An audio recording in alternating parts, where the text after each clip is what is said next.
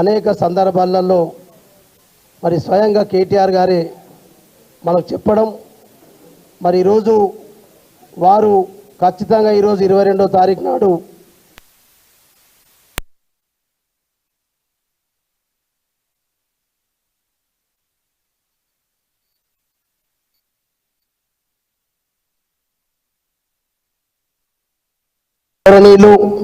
మన ఈ కార్యక్రమానికి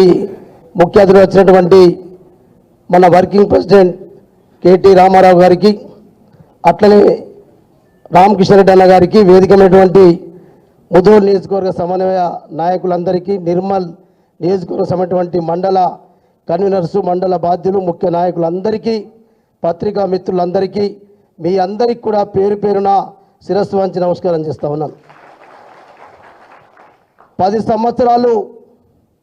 మరి బీఆర్ఎస్ పార్టీ నుంచి మంత్రి పదవి ఉంది. మంత్రి పదవి 10 సంవత్సరాలు చేసి కనీసం 6 నెలలు కూడా ఓపిక పట్టకుండా పారిపోయినటువంటి ఇంద్రకరణ్ రెడ్డి గారికి, పార్టీకి మోసం చేసినటువంటి ఇంద్రకరణ్ రెడ్డి గారికి మీరందరూ కలిసి రేపు బుద్ధి చెప్పాలనే ఉద్దేశంతో ఈరోజు మనం ఈ కార్యక్రమాలు ఇప్పుడు మొదలుపెట్టినాం. ఇది ఆరంభం మాత్రమే, అంతం కాదు.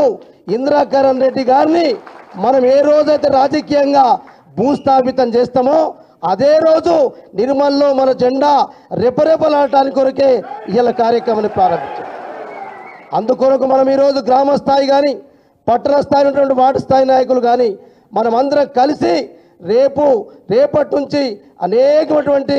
ఈ 18 నెలల కాలంలో రేవంత్ రెడ్డి గారి ప్రభుత్వం పూర్తిగా మోసం చేసి 420 హామీలు ఇచ్చి ఒక్క హామీని కూడా చేయకుండా అనవసరంగా మన పార్టీ నాయకులను ఇంకా ఏదో కాళేశ్వరం పేరుతోటి రకరకాల నోటీస్ ఇవ్వడం, సబ్జెక్ట్ని డైవర్ట్ చేయడానికి ప్రయత్నం చేస్తూ ఉన్నారు. మనం కూడా రేపటి నుంచి యాక్టివ్గా ఉండి గ్రామ స్థాయి, పట్టణ స్థాయి ఉన్నటువంటి వార్డు స్థాయి నాయకులందరం కూడా ఈ ప్రభుత్వం చేస్తున్నటువంటి ఇలా రాష్ట్రంలో కాంగ్రెస్ కానీ, దేశంలో భారతీయ జనతా పార్టీ కానీ టోటల్గా మోసం చేసినాయి 2 పార్టీలను మనం ఎండగట్టి రాబోయే రోజుల్లో ఖచ్చితంగా బీఆర్ఎస్ పార్టీ జెండా